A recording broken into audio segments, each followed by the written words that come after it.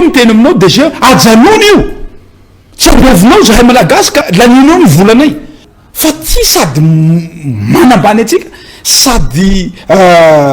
mampijany vaoaka malagasy raha misy olo mampahory any Madagasikara de dégénéramady io dégénéramady io nefany frantsay mahita aéroport la France va miasa 1h du matin tsisy fa ity ngahy ity ty DG ty abjaliny vaoaka malagasy alefany à 1h du matin io vol io nefa azo atao io na amy 10 maraina ino ny antony satria io juste tonga Air France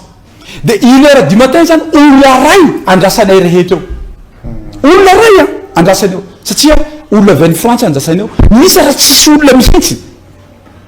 de miantsonao andriamato ministre ny transport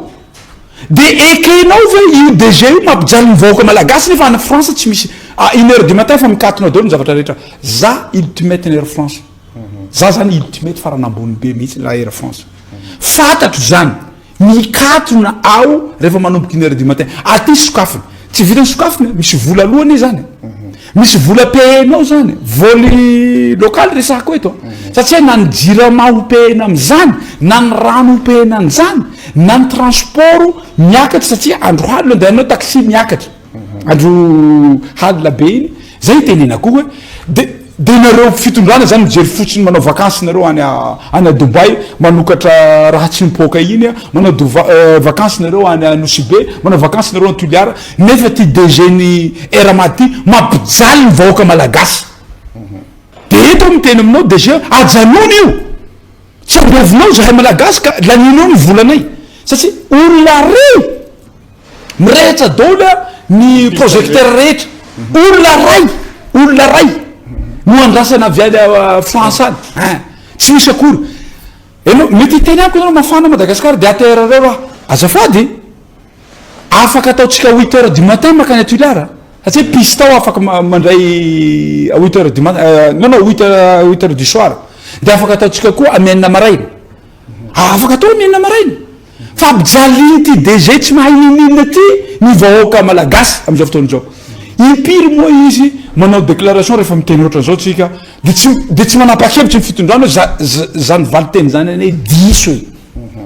zany valiteny zany ka eto ao reto DG nareo reto mba asa vitany malagasy ihany tsy hitako rehefa androsona la izy koa le nandroso tamin'ny androny ingay président Marc Ravalomanana firy nisany ATR firy nisany Boeing nanana tsika Boeing fa anaky telo nisan'iny Air Force one iny koa nanampy azy koa teto niaraka amin'ny ATR reo nanerana Madagasikara misy reny twin kely reny nanerana Madagasikara raha nijerena ny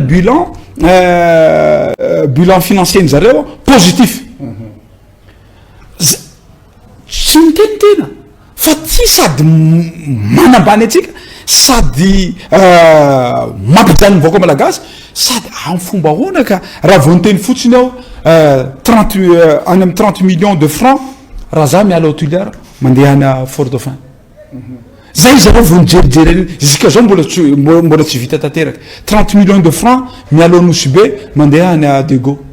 nefa resaka tsy ampy-tsasaka miakatra fotsiny de midra